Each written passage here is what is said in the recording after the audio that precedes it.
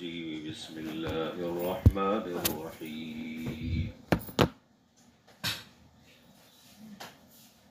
يا أيها الذين آمنوا لا ترفعوا أصواتكم فوق صوت النبي ولا تجهروا له بالقول كجهر بعضكم لبعض أن تحبط أعمالكم وأنتم لا تشعرون إن الذين يغضون أصواتهم عند رسول الله أولئك الذين امتحن الله قلوبهم للتقوى لهم مغفرة وأجر عظيم إن الذين ينادونك من وراء الحجرات أكثرهم لا يعقلون ولو أنهم صبروا حتى تخرج إليهم لكان خيرا لهم والله غفور رحيم صدق الله العظيم. یہ کام تو بعد میں بھی ہو سکتا تھا.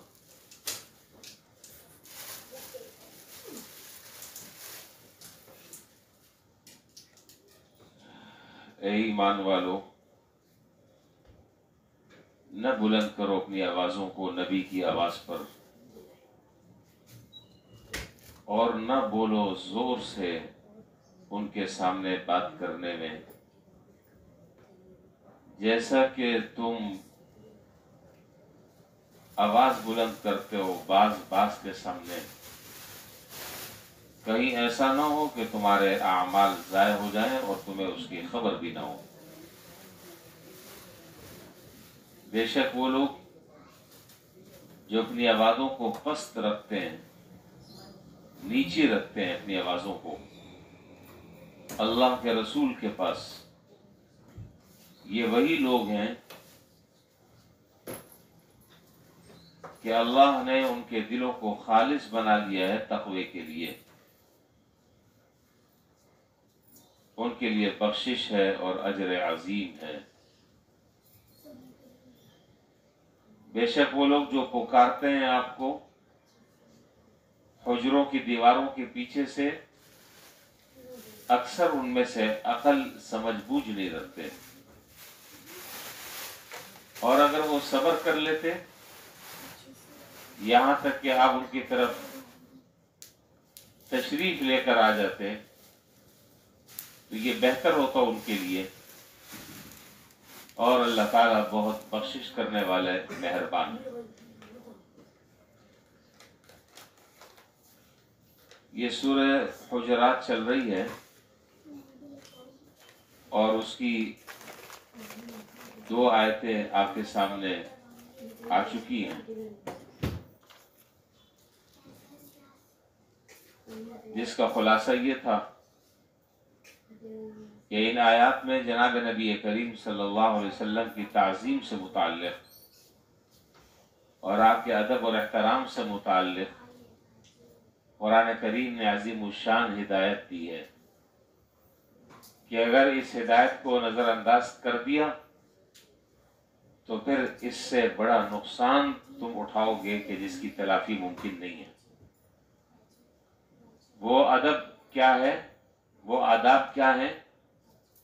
پہلا ادب تو یہ بیان کیا کہ اپنی آوازوں کو نبی کی آواز سے زیادہ بلند مت کرو. اپنی آوازوں کو نبی کی آواز سے زیادہ بلند نہ کرو، اور اس طریقے سے بے محابہ، بے تکلفانہ ان کے ساتھ گفتگو نہ کرو جس طریقے سے تم آپس میں ایک دوسرے کے ساتھ ٹھٹے بازی اور ہنسی مذاق اور گفتگو کرتے ہو. اس لیے کہ اس کائنات میں اور اس روئے زمین پر نبی سے زیادہ بلند مقام کسی اور کا نہیں ہے. سب سے زیادہ بلند مقام جو ہے وہ اللہ کے رسول کا ہے، نبی کا ہے. لہذا جس کا جتنا مقام اور جس کا جتنا مرتبہ بلند ہوتا ہے اس کے ادب کے تقاضے اتنے ہی زیادہ ہوا کرتے ہیں.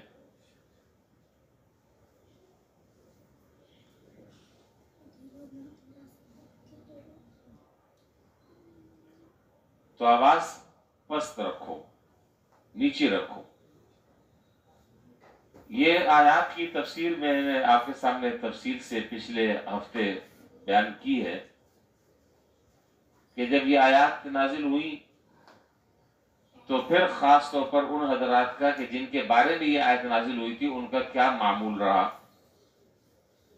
حضرت ابوبکر صدیق رضی اللہ تعالیٰ عنہ نے فرمایا کہ اب ہمیشہ میں آہستہ آواز سے بات کیا کروں گا مرنے دم تک. اگرچہ یہ بات میں نے پہلے بھی عرض کی تھی کہ یہ قرآن کریم کا معجزہ ہے کہ قرآن کریم میں اگر کوئی حکم اللہ تعالیٰ نازل فرماتے ہیں یا کوئی واقعہ کسی خاص مسئلے کے پس منظر میں اترتا ہے تو وہ واقعہ ان لوگوں کے ساتھ خاص نہیں ہوتا بلکہ اس کا حکم قیامت تک کے آنے والے انسانوں کے لیے ہوتا ہے.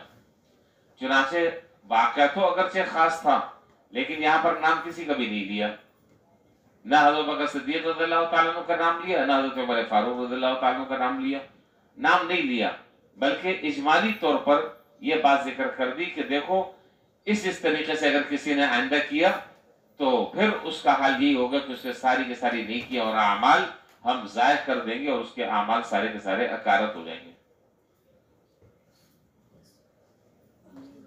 تو جو حکم جناب اور یہ بات بھی میں نے بتائی تھی کہ جو حکم جناب نبی کریم صلی اللہ علیہ وسلم کی زندگی کا تھا وہی حکم آپ کے انتقال کے بعد بھی آپ کا ہے. اس کی تفصیلی بھی میں بتا چکا ہوں. دوسری یہ بات بھی میں صرف ہیڈنگ بتا رہا ہوں تاکہ پرانی بات ذہن میں رہے. اور دوسری بات یہ بھی میں نے عرض کی تھی کہ جس طریقے سے یہ حکم جناب نبی کریم صلی اللہ علیہ وسلم کے لیے ہے اسی طریقے سے یہ حکم آپ کے دنیا سے رحلت فرما جانے کے بعد آپ کے جو نائبین ہیں علماء جو آپ کے جانشین اور وارثین ہیں یہ حکم ان کے لیے بھی ہے. ان کا بھی اسی طریقے سے ادب اور احترام ضروری ہے جس طریقے سے نبی کا ادب اور احترام ضروری ہے. یہ باتیں بھی گزر گئی. اچھا جی، اگلی جو آیت ہے ان الذین، جہاں سے ہم آج شروع کر رہے ہیں، ان الذین ینادونک من وراء الحجرات اکثرهم لا یعقلون، یہاں سے ہماری آج آیت شروع ہو رہی ہے. اب تک تو میں نے پچھلی باتوں کا خلاصہ آپ کے سامنے عرض کیا. جناب نبی کریم صلی اللہ علیہ وسلم کی خدمت میں ایک وفد حاضر ہوا قبیلہ بنو تمیم کا. قبیلہ بنو تمیم کا یہ وفد 70 آدمیوں پر مشتمل تھا، 70 افراد پر مشتمل تھا. یہ ملاقات کے لیے حاضر ہوئے. اس وقت جناب نبی کریم صلی اللہ علیہ وسلم کسی وقت ازواج مطہرات میں سے کسی کے گھر قیلولہ فرما رہے تھے اور آرام فرما رہے تھے. یہ لوگ جیسے ہی وہاں پر پہنچے تو حضرات ازواج مطہرات کے گھروں کے سامنے انہوں نے چیخیں مارنی شروع کر دی،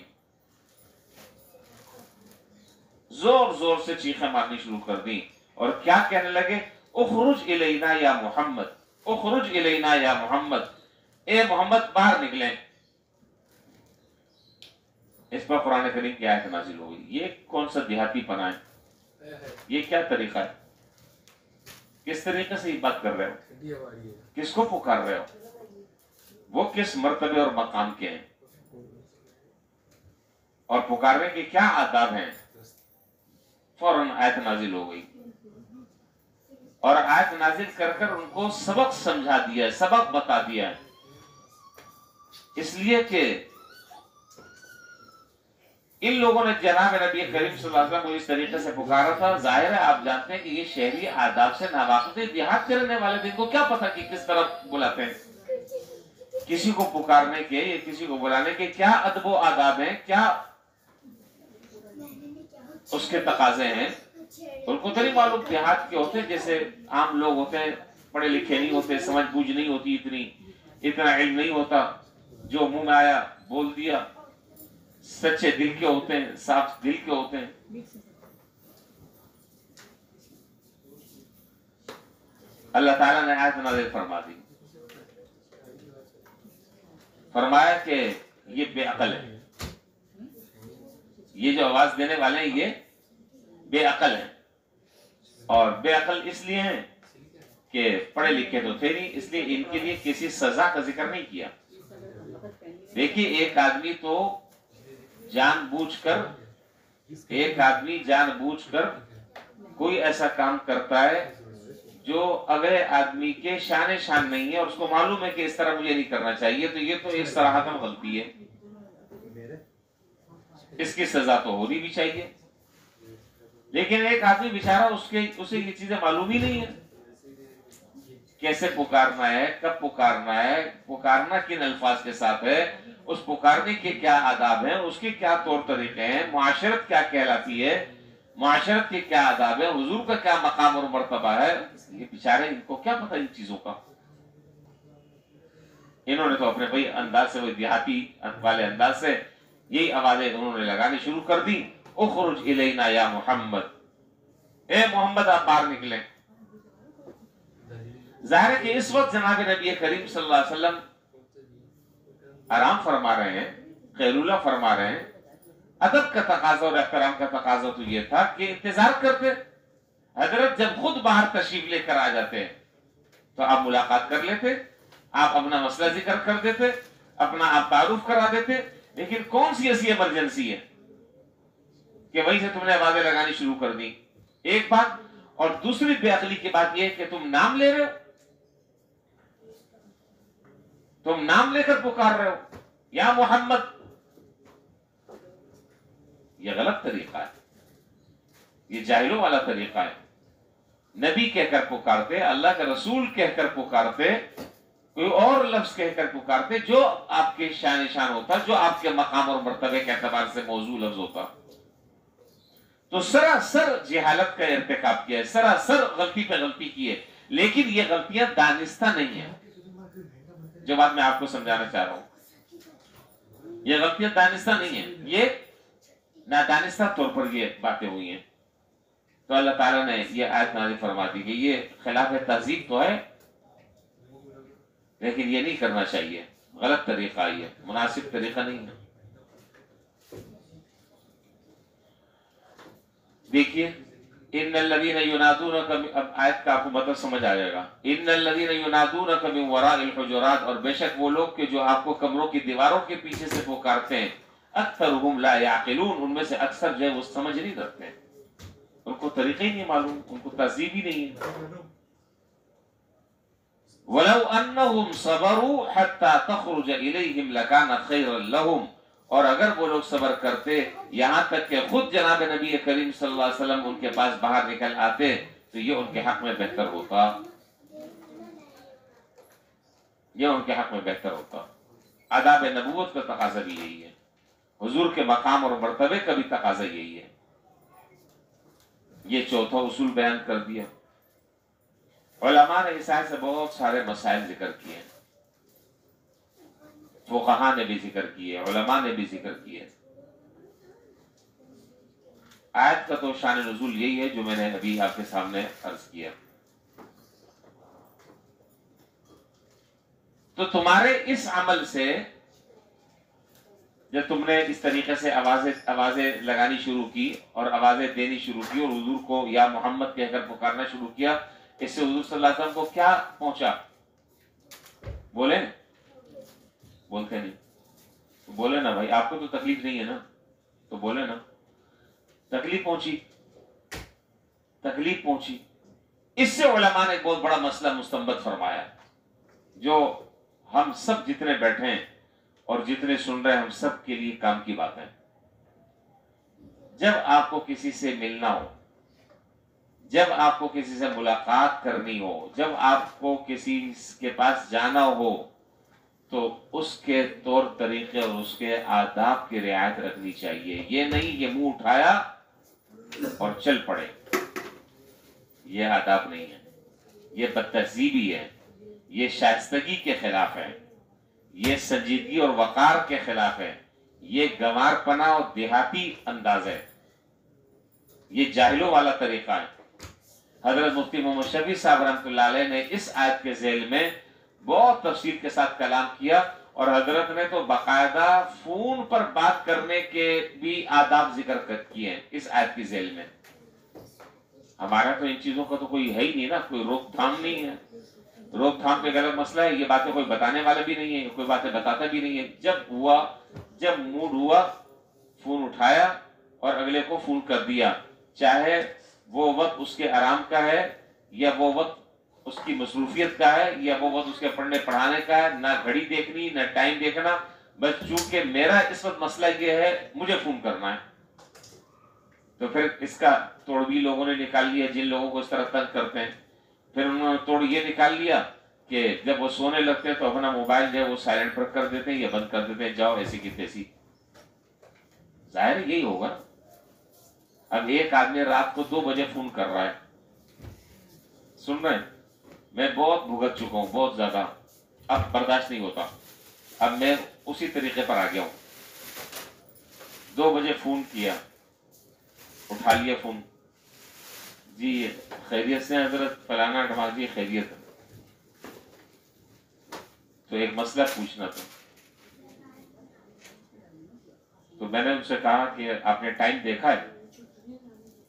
کہنے لگے جی ٹائم تو میں نے دیکھا ہے، اور میرا خیال یہ تھا کہ آپ تہجد میں اٹھے ہوئے ہوں گے تو اس لیے میں نے فون کر لیا۔ اب آپ بولیں۔ پھر کہتے ہیں کہ غصہ نہیں کیا کرو، پھر مجھے مشورہ یہ ملتا ہے غصہ نہیں کیا کرو، آپ کے ساتھ اگر ہو جائے تو میں آپ سے پوچھوں گا۔ جی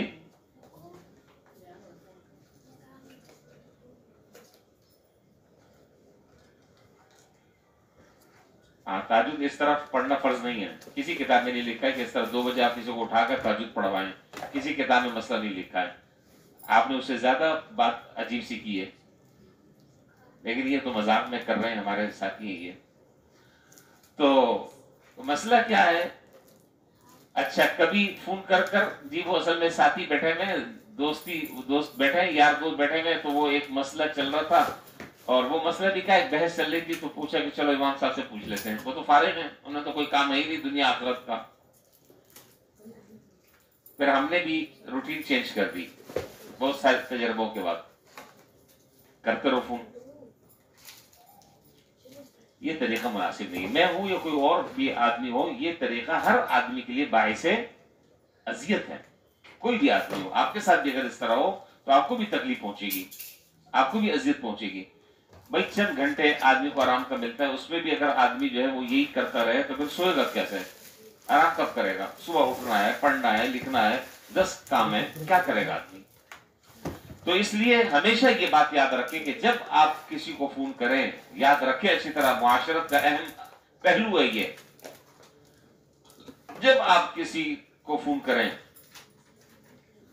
تو پہلے وقت دیکھیں، اس کی مصروفیات کو سامنے دیکھیں، اس سے پہلے پوچھ لیں کہ جی اگر مجھے کبھی کوئی کام ہو اور میں آپ کو فون کرنا چاہوں تو میں کس طرح، یہ ساری چیزیں یہ دین ہے، یہ ساری چیزیں شریعت نے ہمیں بتلائی ہیں، ان ساری چیزوں کی تعلیمات جناب نبی کریم صلی اللہ علیہ وسلم نے ہمیں دی ہے۔ کیوں دی ہے؟ تاکہ دونوں فریق جو ہیں وہ راحت سے رہیں، کسی کو بھی تکلیف نہ ہو۔ اور دین کا جو بنیادی اصول ہے وہ یہ ہے کہ کامل مسلمان تو کہلانے کے لائق وہ ہے، کامل مسلمان، میں کامل کی بات کر رہا ہوں، مسلمان بہت سارے ہیں، کامل مسلمان کہلانے کے لائق وہ ہے من سلم المسلمون من لسانہ ویدہ، جس کی زبان سے اور ہاتھ سے دوسرے مسلمان محفوظ رہے۔ پھر بھی ہم اتنے بڑے مسلمان ہیں، ہماری مسلمانی پھر بھی اس پہ کوئی دراڑیں نہیں پڑتی، اس میں کوئی فرق نہیں پڑتا۔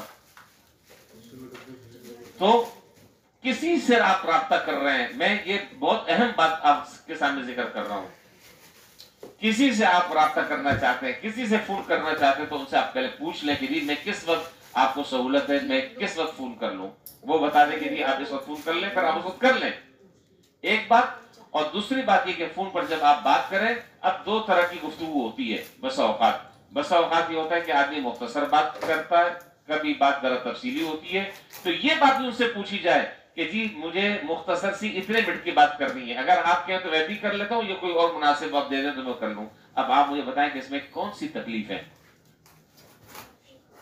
اس میں کیا پریشانی ہے؟ اگر وہ کہیں گے جی مختصر، اب ضروری تو نہیں ہے نا کہ آدمی آپ کے لیے فارغ ہو سکتا ہے وہ کسی کام میں مشغول ہے، آپ نے مختصر بات کی اور اس کے بعد آپ نے اس کو پینا شروع کر دیا، آپ نے اس لمبی شروع کر دی. اچھا اس طرح بھی کرتے ہیں، یہ مختصر بات کرنی ہے، اب مختصر بات کہہ کر اب جب اس نے فون اٹھایا تو اب وہ شروع سے وہ قصہ شروع ہوا آدم علیہ السلام سے لے کے، وہ قصہ شروع وہاں سے ہوا، بے تکی باتیں، بے سند باتیں، بے جوڑ باتیں، اور جو بات اصل پوچھنی ہے وہ ابھی تک آئی نہیں رہی ہے. تمہید تمہید تمہید تمہید مقدمہ. وہ بھائی اصل بات پوچھو کام کی یار، جو بات پوچھنی ہے ختم. بات کہانی کیا سنا رہے؟ ہم ان چیزوں کی رعایت نہیں رکھتے، ہم ان چیزوں کا خیال نہیں رکھتے. ہمیں ان چیزوں کا خیال رکھنا چاہیے کیونکہ یہ باتیں اب آپ سن رہے ہیں، لہذا ان چیزوں کا خیال رکھیں، ضروری ہے. تو بنیادی کام اور بنیادی چیز کیا ہے کہ کسی کو تکلیف نہ پہنچے. بہت سارے کام ہم ایسے کرتے ہیں جس میں بظاہر عنوان دین کا ہوتا ہے، جس میں بظاہر بولے نا عنوان دین کا ہوتا ہے، اس میں ہم تکلیف پہنچانا فرض سمجھتے ہیں. بہرحال میں بھی آپ کی طرح ایک انسان ہوں، کوشش کرتا ہوں کہ تکلیف نہ پہنچے حتی الامکان. 21ویں شب کو میں یہاں پر آیا تھا بیان کرنے کے لیے، جو لوگ موجود تھے بیٹھے ہیں، اس میں بیٹھے ہیں. 21 کو میں نے اسپیکر پر بیان کیا تھا، بغیر اسپیکر پہ، اور کتنا لوگ مجھے کہتے رہے اسپیکر پر بیان کرنے کے لیے، کہہ رہے تھے نہیں کہہ رہے تھے. میں نے کیا کیوں؟ کیا مجھے اس کے لیے کسی سے اجازت لینی پڑے گی؟ میرے پاس اجازت ہے، قانونی طور پر شرعی طور پر مجھے اجازت ہے، باقاعدہ زبانی بھی ہے، ریٹن میں بھی ہے. یہ اجازت کسی اور کو نہیں ہے، مجھے اجازت دی ہے. کیوں نہیں کیا میں نے اسپیکر پر بیان؟ بولے نا بھائی، بعض بیچارے آرام کر رہے ہوں گے، کوئی آدمی بیچارہ سو رہا ہوگا، کسی کو نیند آ رہی ہوگی، کوئی نہیں سننا چاہ رہا ہوگا. کیوں میں بلا وجہ اپنی آواز جو ہے وہ پورے دنیا میں سناؤں؟ میں اس کا مکلف ہوں. جب انسان کو دین کی اتنی سمجھ آتی ہے نا، پھر آدمی کو پتا چلتا ہے کہ دین کیا ہے. بات بیچارے ایسے ہوتے ہیں کہ وہ اسپیکر کے بغیر ان کی دین کی بات پوری ہوتی ہی نہیں. یہ بھی ایک بیماری ہے، اللہ تعالیٰ پناہ میں رکھے، اللہ حفاظت فرمائے. وہ بات پوری نہیں ہوتی، وہ دین ہی نہیں ہوگا جب تک اسپیکر نہیں ہوگا. یہ چیزیں سیکھنے کی ہیں، یہ بڑے سکھاتے ہیں، اساتذہ سکھاتے ہیں، والدین سکھاتے ہیں، اکابرین سکھاتے ہیں، جن کے ساتھ آپ کا رابطہ ہے وہ چیزیں بتاتے ہیں کہ دین کا مزاج کیا ہے، دین کا ماحول کیا ہے. یہ باتیں وہاں سے پتہ چلتی ہیں. مجھے بات یاد آ گئی، مسجد نبی میں جناب نبی کریم صلی اللہ علیہ وسلم کا انتقال ہو چکا تھا، انتقال ہو چکا تھا. تو آپ کے انتقال کے کچھ عرصے کے بعد ایک صاحب جو ہیں وہ مسجد نبی میں آتے تھے. حضرت عائشہ رضی اللہ تعالیٰ عنہ کا حجرہ جو ہے وہ قریب میں تھا، وہیں پر وہ اپنا ڈنڈا رکھتے. بعض لوگوں کو شوق ہوتا ہے بیان کا، شوق، اس کے بغیر کھانا ہضم نہیں ہوتا.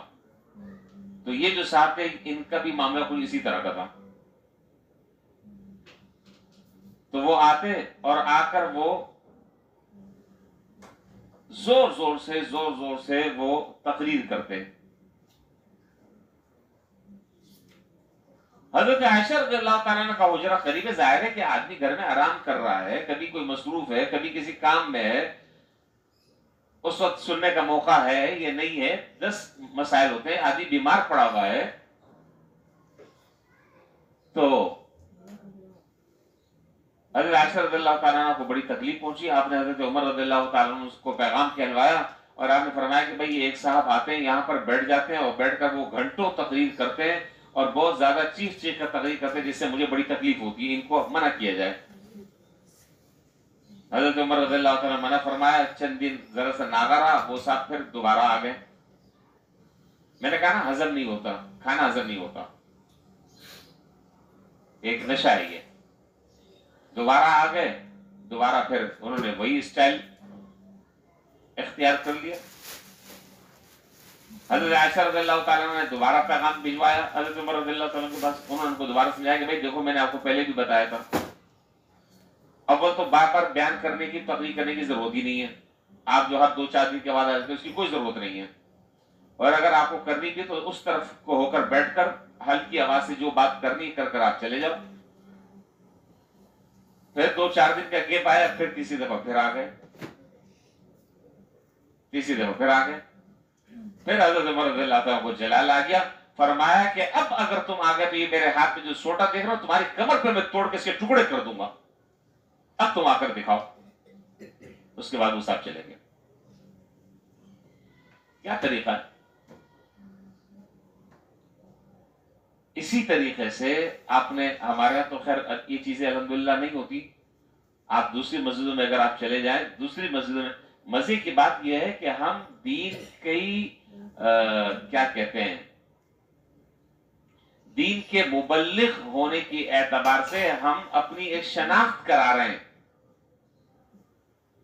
نہیں سمجھ رہے ہیں؟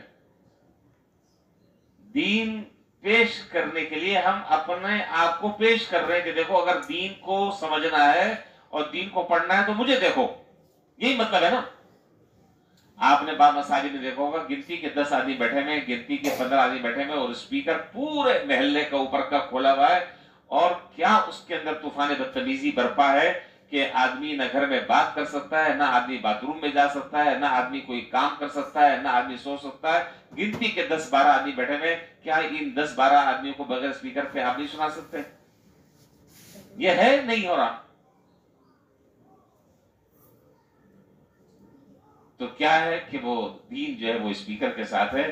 جس دن اسپیکر نہیں ہے تو وہ دین بھی نہیں ہوگا. یہ ہے تکلیف پہنچانا, یہ ہے دین کی تعلیمات سے لاعلم رہنا.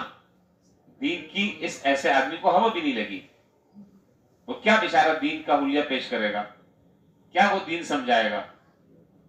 تو پہلی جو تعلیم جناب نبی کریم صلی اللہ علیہ وسلم جو دے رہے ہیں وہ یہ دے رہے ہیں کہ دیکھو اپنی زبان سے اور ہاتھ سے دوسرے مسلمان کو تکلیف نہ پہنچاؤ.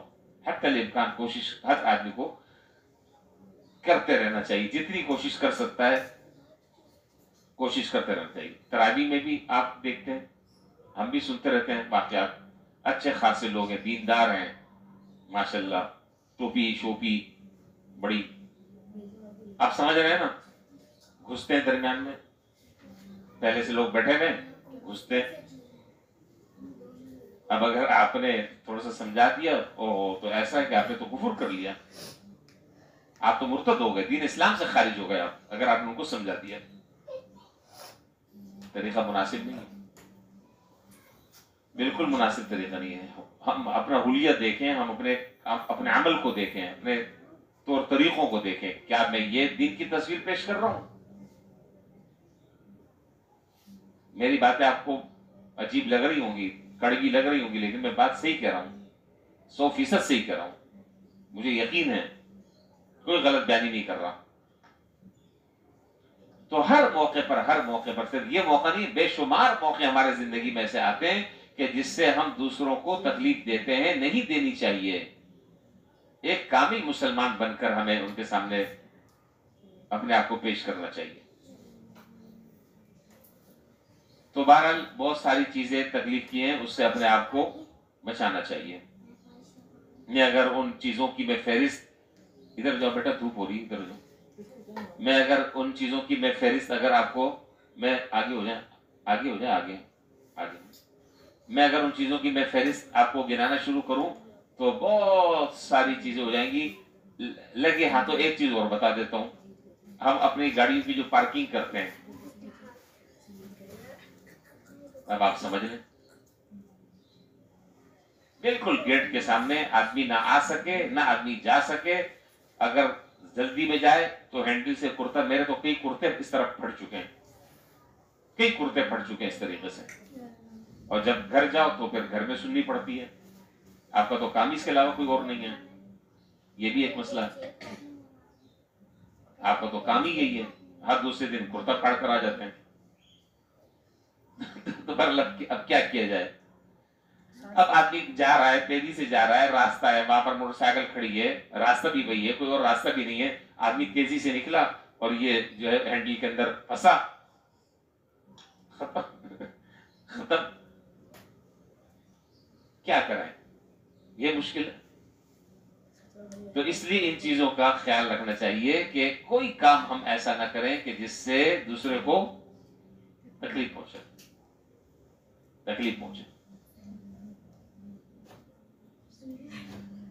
باتیں بہت ساری کہانی سنانے کا ٹائم نہیں ہے، باتیں سنانے کا وقت نہیں ہے، لیکن بہت عجیب عجیب تجربے ہیں زندگی کے.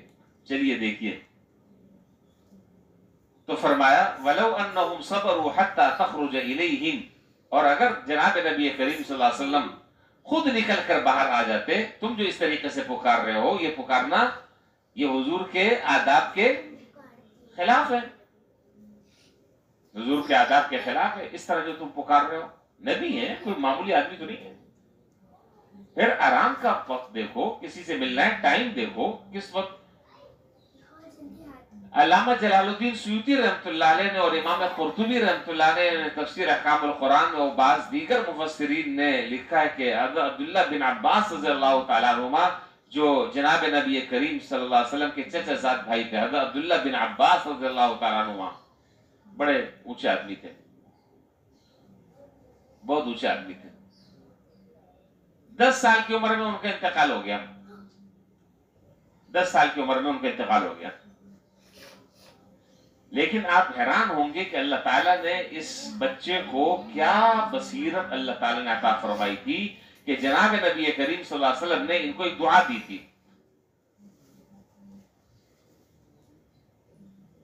ایک دعا دی تھی، اور حضور نے جن جن لوگوں کو دعائیں دی ہیں وہ باقاعدہ پوری کتابوں میں مختلف لوگوں کے مختلف حالات ہیں، میں نے سب کو جمع کیا ہوا ہے. وہ کس وقت میں پھر آپ کو سناؤں گا. حضرت انس رضی اللہ تعالیٰ عنہ کو بھی دعا دی جو میں نے رمضان میں بتائی ہے، پتہ نہیں آپ کو یاد ہے کہ نہیں. اللہم بارک فی کیا ہے، اللہ تعالیٰ ان کے مال میں برکت دے، ان کی اولاد میں برکت دے، عمر میں برکت دے، اور ان کی مغفرت فرما دے. یاد ہے کہ نہیں؟ جی 3 تو انہوں نے خود دیکھ لی تھی، زندگی میں مشاہدہ کر لیا. تو چوتھے کے بارے میں فرمایا تھا کہ مجھے اللہ تعالیٰ کی ذات سے امید ہے کہ انشاءاللہ یہ بھی قبول ہوگی، یقیناً قبول ہوئی ہوگی، یقیناً. تو وہ سارے حضرات ہیں. تو حضرت عبداللہ بن عباس رضی اللہ تعالیٰ عنہما، ان کو بھی جناب نبی کریم صلی اللہ علیہ وسلم نے دعا دی تھی. ان کے سینے پر ہاتھ رکھا اور فرمایا کہ اللہم فقہہ فی الدین وعلمہ الکتاب. عجیب دعا ہے. اللہم فقہہ فی الدین وعلمہ الکتاب. 2 باتیں فرمائی. اے اللہ اس بچے کو دین کی سمجھ عطا فرما دے، اس کو کتاب کا علم عطا فرما دے. آج آپ حیران ہوں گے آج دنیا میں کتنی قرآن کریم کی تفسیریں. کوئی بتا سکتا ہے؟ چیک کریں فٹافٹ گوگل پہ. وہ کہاں ہیں ہمارے گوگل والے؟ سو رہے ہیں. ہمارے دوست ہیں گوگل والے، وہ عام دنوں میں بھی جب درس ہوتا ہے، عام دنوں میں ہوتا ہے نا فجر کے بعد درس، تو وہ گوگل پہ بیٹھتے ہیں. تو ان سے بھی میں پوچھتا ہوں، ہاں بھائی جو بات میں بتا رہا ہوں دیکھو گوگل بتا رہے صحیح کہ نہیں؟ تو وہ ہمارے امام الگوگل ہیں. وہ سن رہے ہوں گے، اندر سن رہے ہوں گے، آواز میری وہاں پہنچ رہی ہے اندر بیٹھے ہیں. ہاں یہ آ گیا مجھے. یہ ہمارے امام الگوگل ہیں، یہ گوگل والے ہمارے ساتھی ہیں، دوست ہیں ہمارے. اچھا جی، تو گوگل پر آپ جائیں، آپ سرچ کریں اور دیکھیں، آپ کو پتہ چل جائے گا کتنی تفسیریں، لاکھوں تفسیریں، لاکھوں تفسیریں. اور کتنے مفسرین تو ایسے ہیں کہ جنہوں نے پوری زندگی یہی تفسیر کا کام کیا ہے. کسی کی 40 جلدیں ہیں، کسی کی 50 جلدیں ہیں، کسی کی 100 جلدیں. اللہ اکبر. پڑھنے والے کے لیے کو بھی عمر نو چاہیے. 1000 جلدیں بھی ہیں. ایک تفسیر ہے حدائق ذات البہجہ، اس تفسیر کا نام ہے حدائق ذات البہجہ. 1000 اس کی تفسیر ہے. اور بسم اللہ الرحمن الرحیم کی تفسیر 100 جلدوں میں. بسم اللہ کی تفسیر 100 جلدوں میں پڑھ لو. کوئی ابھی اچھے بڑے بڑے مولویوں کا نام نہیں پتا. یہ کتاب دیکھنا تو بہت دور کی بات ہے, لکھی کس کی ہے یہ بھی نہیں پتا. انہوں نے نام ہی پہلی دفعہ سنا ہوگا عربی میں. تو میں یہ ذکر کر رہا تھا کہ بڑے بڑے مفسرین گزرے ہیں, بڑے بڑے مفسرین گزرے جنہوں نے زندگیاں اپنی اس میں گزار دی ہیں, جنہوں نے اپنی زندگیاں اس میں لگا دی ہیں. جب کوئی آیت آتی ہے, اس میں کوئی مسئلہ جب آتا ہے, تو سب کہتے ہیں کہ جی فلانے نے یہ لکھا ہے, فلانے نے یہ لکھا ہے, فلانے کا قول یہ ہے, فلاں کا قول یہ ہے. امام قرطبی, میں بھی آپ کو حوالے دیتا رہتا ہوں, امام قرطبی یہ لکھ رہے ہیں, علامہ آلوسی نے یہ لکھا ہے, جی علامہ بغوی نے یہ لکھا ہے, فلانے نے یہ لکھا ہے, مولانا ادریس کاندھلوی. میں عام دنوں میں جب درس ہوتا ہے, میں ساتھی بیٹھے ہیں ان کو میں حوالہ سب دیتا رہتا ہوں. سب لوگ لکھتے رہتے ہیں, بتاتے رہتے ہیں, لیکن جب آخر میں کوئی کہتا ہے کہ حضرت عبداللہ بن عباس رضی اللہ تعالیٰ عنہ نے اس بارے میں یہ بات ارشاد فرمائی, سب کی گردنیں جھک جاتی ہیں. اب اس کے بعد کسی کے رائے کی ضرورت نہیں, سب کی گردنیں جھک جاتی ہیں کہ آپ نے جو بات کہہ دی ہے وہ مہر ہے, وہ ختم ہے. اب آپ کے بعد کسی کی کوئی گنجائش بات. یہ کیا ہے؟ یہ جناب نبی کریم صلی اللہ علیہ وسلم کی اس دعا کی برکت ہے. آپ نے فرمایا تھا کہ اللہم فقہہ فی الدین وعلمہ الکتاب. خیر, یہ تو میں نے بات ضمناً ذکر کر دی. اب میں آگے ان کا واقعہ ذکر کرنے لگا ہوں. تو جب جناب نبی کریم صلی اللہ علیہ وسلم کا انتقال ہوا تو آپ کی عمر تھی 10 سال. اب 10 سال کی عمر آپ جانتے ہیں, آپ کی ہوگی 10 سال, بہت عرصے پہلے تھی. اب 10 سال کا تو کوئی بچہ بھی نہیں ہے, یہاں پہ سارے ماشاءاللہ بڑے بچے بیٹھے ہیں. اس وقت کیا عمر ہوگی؟ 10 سال میں آدمی کو کتنی سمجھ بوجھ ہوتی ہے. حضور نے دعا بھی دی, انتقال بھی ہو گیا. حضرت عبداللہ بن عباس رضی اللہ تعالیٰ عنہ فرماتے ہیں کہ میرے دل میں یہ بات آئی کہ اس وقت حضور صلی اللہ علیہ وسلم کے صحبت یافتہ بڑے بڑے کبار صحابہ موجود ہیں, کیوں نہ میں ان سے کسب فیض حاصل کروں. میری اردو سمجھ رہے ہیں, زیادہ مشکل تو نہیں لگ رہی. میں ان سے استفادہ کروں, ان سے میں فیض حاصل کروں اور سیکھوں.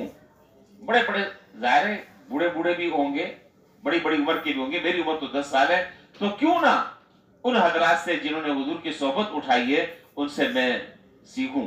چنانچہ مورخین نے لکھا ہے, اور یہ تاریخ کا ایک حصہ ہے اور اس بات کو فراموش نہیں کیا جا سکتا, کہ حضرت عبداللہ بن عباس رضی اللہ تعالیٰ عنہما جو ہے وہ جب کبھی کسی کے گھر جاتے, کبھی کسی کے گھر جاتے, ایک مرتبہ حضرت ابی بن کعب رضی اللہ تعالیٰ عنہ کے دروازے پہ تشریف لے گئے. آپ اندازہ لگائیں, ذرا سا تصور کریں کہ اس وقت گرمی عرب کی, گرمی تمام گرمیوں میں مشہور ہے, اوپر سے آگ برس رہی ہے اور زمین سے شعلے برس رہے ہیں جی, اور تپتی بھی ریت ہے اور ریت کے جکڑ چل رہے ہیں, اتنی خطرناک. لیکن حضرت عبداللہ بن عباس رضی اللہ تعالیٰ عنہ جس کے گھر بھی پہنچتے, حضرت ابی بن کعب رضی اللہ تعالیٰ عنہ کے جب گھر پر پہنچے تو دروازے کے باہر بیٹھ گئے اور دروازہ کھٹکھٹانا پسند نہیں کیا. یہاں تک کہ حضرت ابی بن کعب رضی اللہ تعالیٰ عنہ از خود کسی ضرورت سے جب باہر آئے تو فرمایا کہ یبن عم رسول اللہ صلی اللہ علیہ وسلم, اے چچا کے, حضور کے چچا کے بیٹے, آپ نے اتنی تکلیف کی اور اتنی دیر سے آپ باہر بیٹھے, دروازہ کیوں نہیں کھٹکھٹایا؟ فرمایا کہ میں حضور کے چچا کے بیٹے کی حیثیت سے آج آپ کے دروازے پر نہیں آیا, بلکہ میں آج ایک طالب علم کی حیثیت سے آپ کے دروازے پر آیا ہوں. میں ایک طالب علم کی حیثیت سے آپ کے دروازے پر آیا ہوں. اور طالب علم کا کام یہ ہے کہ جب اس کو کسی استاد سے کچھ سیکھنا ہو تو باہر اس کا انتظار کرے, دروازے پر دستک دینا یہ استاد کی بے ادبی ہے. حضرت سن لیں اور ہم دیکھیں اپنے آپ کو, پھر اللہ تعالیٰ ایسے لوگوں کو علم بھی عطا فرماتے ہیں. پھر وہ علم پوری دنیا میں اور جہان میں وہ پھیلتا ہے, اس کا نور پھیلتا ہے, اس کے برکات پھیلتی ہیں. یہ علم اس طرح آتا ہے. ہمیں تو پکا پکایا حلوہ ملتا ہے, وہ ہم نگل لیتے ہیں. نہ ہمیں کسی کے پاس جانا, نہ پیسہ خرچ کرنا, نہ بھاگ دوڑ کرنا, نہ وقت نکالنا, نہ تکلیفیں جھیلنا, کچھ بھی نہیں. پکا پکایا حلوہ, بھائی یہ تیار ہے, منہ کھولو, منہ میں ڈالا, اب اس کو نگل لو. وہ بھی نہیں نگلا جاتا. پہلے اس طریقے سے لوگوں نے علم حاصل کیا ہے. یہ تو میں نے آپ کو ایک مثال دی ہے, اس طریقے کی سینکڑوں مثالیں محدثین نے لکھی ہیں اور تاریخ کے اوراقوں میں محفوظ ہیں.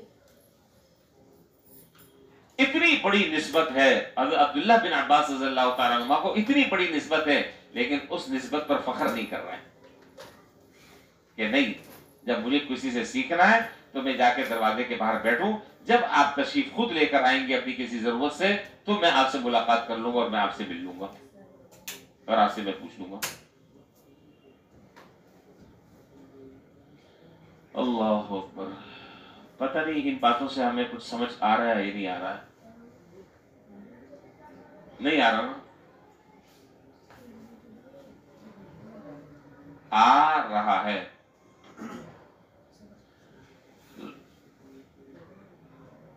جتنا آدمی ادب کرے گا نا، جتنا احترام کرے گا، یہ علم جو ہے نا سارا ڈیپینڈ کرتا ہے ادب اور احترام پر۔ یہ ادب اور احترام یہ جوڑ ہے۔ جتنا آدمی محتاج بن کر، میں اسی لیے جب درس میں ہوتا ہے نا، میں شروع میں نے اعلانات کی تھا، میں نے اعلان کرنا بھی چھوڑ دیا، بھائی قریب آ کر بیٹھ جاؤ، قریب آ کر بیٹھو، محتاج بن کر بیٹھو، ضرورت مند سمجھ کر بیٹھو کہ یہ میری ضرورت ہے۔ آواز تو پتہ نہیں کہاں کہاں جا رہی ہے۔ جب آدمی مستغنی ہو، جب آدمی مستغنی ہو کہ بھئی مجھے کیا ضرورت ہے، یہ ساری باتیں مجھے پتہ ہے، ٹھیک ہے پتہ ہے، تو جب آدمی محتاج بن کر بیٹھتا ہے تو پھر اللہ کی طرف سے فیصلے ہوتے ہیں۔ ربانی صاحب، اچھا جی، تو اس طرح کی یہ ایک مثال صرف حضرت عبداللہ بن عباس رضی اللہ تعالیٰ عنہ کی نہیں ہے، بے شمار مثالیں تاریخ میں حصہ ہیں، حصہ پڑھیں تو صحیح، آپ دیکھیں تو صحیح، کن کن لوگوں نے علم حاصل کرنے کے لیے کیا کیا قربانیاں دی ہیں، وہ قربانیاں دی ہیں، وہ قربانیاں دی ہیں، میں اور آپ اس کا تصور نہیں کر سکتے، وہ قربانیاں دی ہیں۔ ایک ایک میں ایک اور بات کر بس بات ختم کروں، کر لوں بات یا نہیں؟ ہاں، کوئی مسئلہ تو نہیں ہے؟ اللہ اکبر۔ دارالعلوم دیوبند کے بہت بڑے مفتی اعظم، دارالعلوم دیوبند کے کون مفتی ہے جانتے ہیں؟ مفتی اعظم، ایک تو ہوتا ہے مفتی، صحیح مفتی، 2 نمبر نہیں، 1 نمبر مفتی، اور پھر وہ مفتی بھی کیسا ہو؟ دارالعلوم دیوبند کا، اور پھر مفتی بھی مفتی نہ ہو بلکہ مفتی اعظم۔ اللہ اکبر۔ حضرت مولانا عزیز الرحمان صاحب رحمۃ اللہ علیہ ان کا نام ہے، ہم نے اپنے اساتذہ سے بہت سارے ان کے قصے سنے، کتابوں میں بھی پڑھے، ابھی بھی پڑھتے رہتے ہیں۔ حضرت مولانا عزیز الرحمان صاحب رحمۃ اللہ علیہ فرماتے ہیں کہ ایک مرتبہ میں دارالعلوم دیوبند میں پڑھاتے تھے، کہہ رہے تھے کہ ایک دفعہ میں جلالین کا مطالعہ کر رہا تھا۔ جلالین ہمارے یہاں تفسیر کی کتاب ہے، آخری کتاب پڑھائی جاتی ہے جلالین، تو اس میں وہ پورا واقعہ میں ذکر نہیں کر رہا، آپ کے پاس وقت کم ہے، بس شارٹ کٹ جو مجھے بات اس سے اخذ کرنی ہے وہ بات صرف ذکر کر رہا ہوں۔ ایک قرآن کریم کی آیت اور ایک حدیث، اس کے اندر مطالعہ کرتے وقت ذرا سا شبہ پیدا ہو گیا، چلے وہ آیت ہی بتا دیتا ہوں، کام کی ہے، آپ کی کام آئیے۔ آیت یہ تھی وَأَن لَيْسَ لِلْإِنسَانِ إِلَّا مَا سَعَى، سمجھ لیں، دیکھیں بہت اہم بات کر رہا ہوں، اگر کوئی آدمی آنکھ بند ہے تو اس کی آنکھ کھول لیں پہلے، میں پھر بات شروع کروں۔ دیکھیں دائیں بائیں، سارے جاگ رہے ہیں نا؟ عبید صاحب دیکھ لیں، جاگ رہے ہیں نا سارے؟ سب جاگ رہے ہیں۔ آیت تھی وَأَن لَيْسَ، سمجھے بہت اہم بات ہے، وَأَن لَيْسَ لِلْإِنسَانِ إِلَّا مَا سَعَى، 27واں پارہ ہے یہ۔ آیت کا ترجمہ یہ ہے، اللہ تعالیٰ ارشاد فرماتے ہیں انسان کے لیے وہی کچھ ہے جو اس نے کمایا، جو اس نے محنت کی، جو اس نے کمایا، اچھے اعمال کیے اچھا بدلہ ملے گا، گناہ کے کام کیے گناہ ملے گا، جو کمایا اس نے دنیا میں اس کو اسی کے مطابق اس کا اجر ملے گا، ٹھیک ہے؟ اس آیت کے ظاہر سے یہ معلوم ہو رہا ہے، آیت میری بات یہاں درس والی بات تو ختم ہو گئی، یہ اسی سے متعلق ہے۔ آیت کے ظاہر سے یہ بات معلوم ہو رہا ہے، یہ بات معلوم ہو رہی ہے کہ انسان کو اس کا عمل اس کے لیے کافی ہے، کسی اور کا عمل اس کے لیے کافی نہیں ہے۔ میں نماز پڑھوں، فائدہ جو ہے وہ آفریدی صاحب کو پہنچ جائے، میں روزہ رکھوں، عبدالرشید صاحب کو فائدہ پہنچ جائے، میں تلاوت کروں، شاہ عالم صاحب کو فائدہ پہنچ جائے، جی میں صدقہ خیرات کروں، ربانی صاحب کو فائدہ پہنچ جائے، راشد صاحب کو فائدہ پہنچ جائے، عمیر صاحب کو، مجھے نام سب کے مجھے یاد ہے، تو فائدہ ان کو پہنچ جائے، ایسا نہیں ہو سکتا، ایسا نہیں ہو سکتا۔ قرآن کی آیت یہ بتلا رہی ہے، نماز میں پڑھوں گا، فائدہ مجھے پہنچے گا، قرآن کی تلاوت میں کروں گا، فائدہ مجھے پہنچے گا، نیک کام صدقہ خیرات میں کروں گا، فائدہ مجھے ہو۔ آپ یہ سارے کام کریں گے، فائدہ مجھے پہنچے نہیں، فائدہ کس کو پہنچے گا؟ بولے نا، یہ پیچھے والے بتاتے کیوں نہیں؟ روزہ میرے ساتھ بولا کرو یار، خاموش بیٹھتے ہیں میری طبیعت بجھ جاتی ہے، میرے ساتھ ساتھ بولتے رہیں، پھر میں چاقو چوبند رہتا ہوں۔ تو جو آدمی فائدہ، جو آدمی جو کام کرے گا، اچھا یا برا، اس کا نفع یا نقصان اسی کو ملے گا۔ کلیئر؟ Mind clear? یہ تو قرآن کریم کی آیت بتلا رہی جو آیت میں نے ابھی آپ کے سامنے پڑھی، وَأَلَّيْسَ لِلْإِنسَانِ إِلَّا مَا سَعَى۔ ٹھیک ہوگی بات؟ دوسری طرف حضرت کہہ رہے کہ جب میں یہ آیت میں نے مطالعہ کیا اس آیت کا، اور اس آیت کو جب میں نے پڑھا تو آیت سے تو مجھے یہ سمجھ میں آ رہا ہے، لیکن ایک اور اشکال جو ہے وہ میرے ذہن میں گردش کر رہا ہے، وہ گردش یہ کر رہا ہے جس کی وجہ سے میں پریشانی میں اور بے چینی میں مبتلا ہو گیا، وہ یہ ہے کہ شریعت نے اپنے مرنے والوں کے لیے ایصال ثواب کی ترغیب دی ہے۔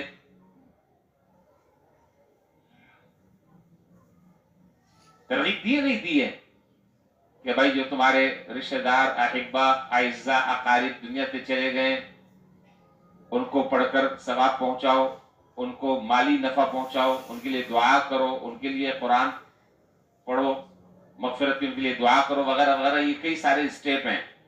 پہلا اسٹیپ کیا ہے، دوسرا کیا ہے، تیسرا کیا ہے، میت کو سب سے زیادہ فائدہ کس چیز سے ہوتا ہے، یہ میں اسی رمضان میں انشاءاللہ یہ بات آپ کو بتاؤں گا، اثر میں میرے دماغ میں ہے، بتاؤں گا میں، اللہ کرے مجھے یاد رہے۔ سب سے پہلی چیز میت کے لیے کیا چیز ہے جس سے اس کو فائدہ پہنچتا ہے، دوسرے نمبر پر کیا چیز ہے، تیسرے نمبر پر کیا چیز ہے، یہ ساری چیزیں احادیث سے ثابت ہیں۔ تو ایصال ثواب والا جب مسئلہ سامنے آیا تو حضرت فرماتے ہیں کہ پھر مجھے یہ لگا کہ ایصال ثواب میں بھی تو یہی کرتے ہیں کہ بھئی میں نے قرآن پڑھا، قرآن پڑھ کر میں نے آپ کو بخش دیا، آپ نے قرآن پڑھا، میں مر گیا، آپ نے مجھے بخش دیا، تو یہاں تو ثواب ایک دوسرے کو پہنچایا جا رہا ہے۔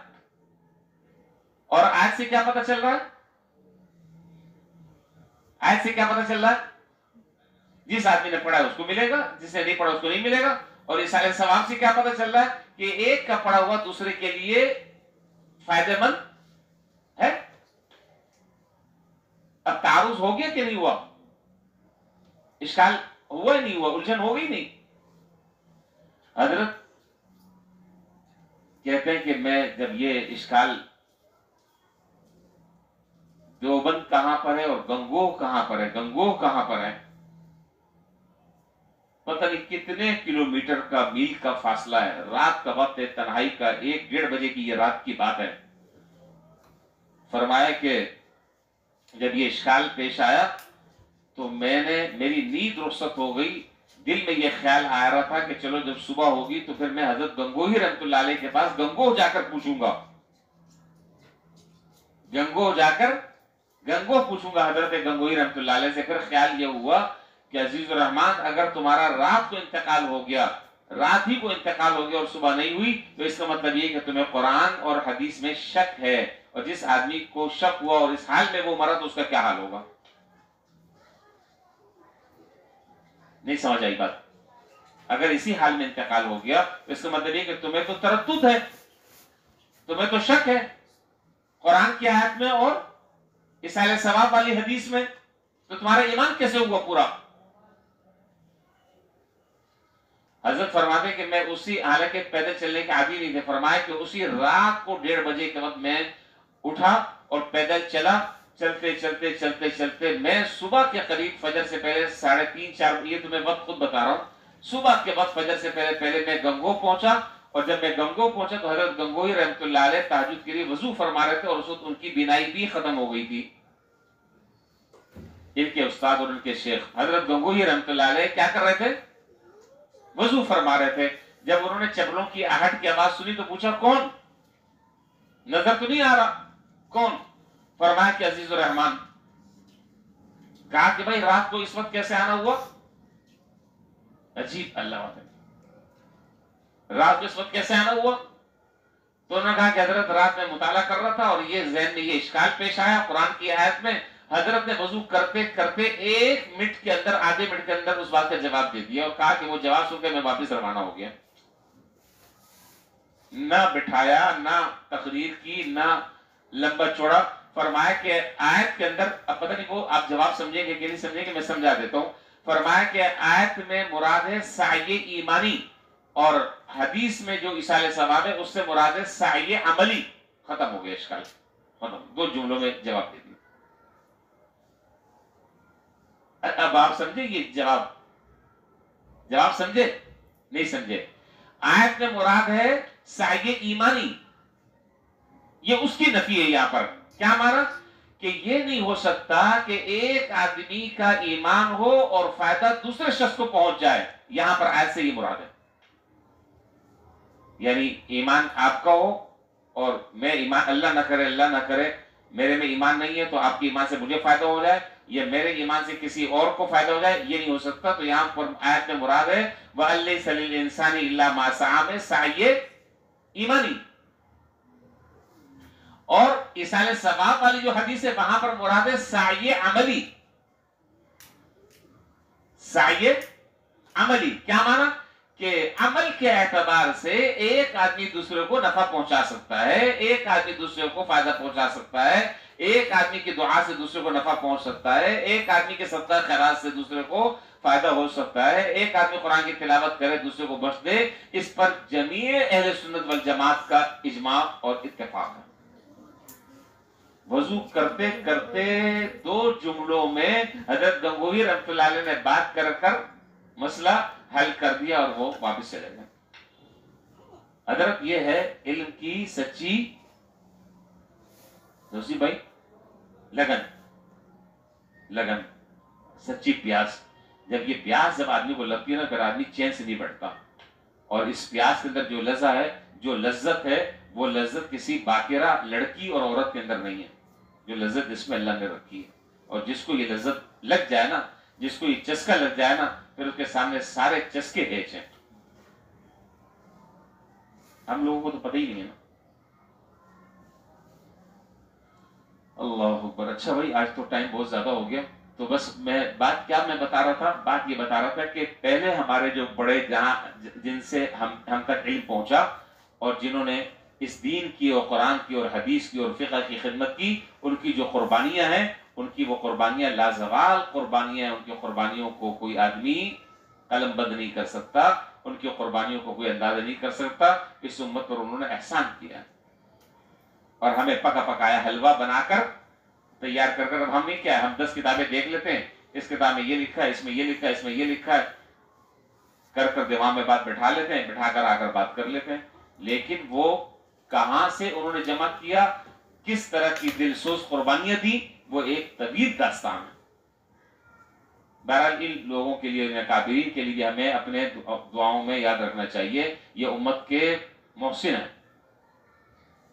جتنے بھی علماء ہیں، فقہاء، محدثین، مفسرین، متکلمین، جتنے بھی گزرے ہیں، سب کے لیے اہتمام سے دعا کرنی چاہیے، اللہ ان سب کی خبروں کو منور فرمائے۔ انہوں نے امت پر وہ احسان کیا ہے کہ امت اس کا بدلہ نہیں چکا سکتی۔ اللہ ان کو اپنی شان کے مطابق اس کا بہتر اجر اور بدلہ عطا فرمائے۔ چلے جی، وآخر دعوانا الحمدللہ رب العالمین۔ وآخر دعوانا کا مطلب سمجھ رہے ہیں؟ یہ بیچارہ یہ سمجھ رہے ہیں وآخر دعوانا کا مطلب سمجھ رہے ہیں؟ نہیں سمجھ رہے؟ سمجھ رہے نہیں سمجھ رہے؟ ایک لطیفہ سنا دوں؟ سنا دوں؟ وآخر دعوانا پر ہے، وہ ایک ہماری طرح کا کوئی جاہل دیہاتی عربی سے واقف نہیں تھا بیچارہ، وہ سعودیہ گیا، عمرے کے لیے گیا ہوگا۔ جب وہ عمرے پر گیا تو ٹیکسی والے، اب عربی تو آتی نہیں، تو مرا حاجی بگو من ترا حاجی بگو، تو مجھے حاجی میں تجھے حاجی کہوں، یہ حساب ہو رہا۔ اب ٹیکسی میں بیٹھے، جہاں جانا تھا اب اس کو اشاروں سے سمجھایا کہاں جانا ہے، ادھر جانا ہے، کون سا، اردو تو آتی نہیں، اس کو اردو نہیں آتی، اس کو عربی نہیں آتی، دونوں مصیبت۔ اب وہ صاحب کہنے لگے کہ میں تو بیٹھ گیا، بیٹھ کر چلتے چلتے چلتے چلتے اشاروں سے میں اس کو سمجھاتا رہا، ادھر لے لو ادھر لے لو ادھر لے لو ادھر لے لو، وہ چلتے چلاتے اب جب وہ جگہ آ گئی، اب میں اس کو یہ میں کیسے کہوں کہ شیخ بس یہاں روک دو، وہ تو اردو سمجھتے نہیں، تو میں نے اس کی کمر پر ہاتھ رکھا اور کمر پر ہاتھ رکھ کے میں نے کہا شیخ وآخر دعوانا الحمدللہ رب العالمین۔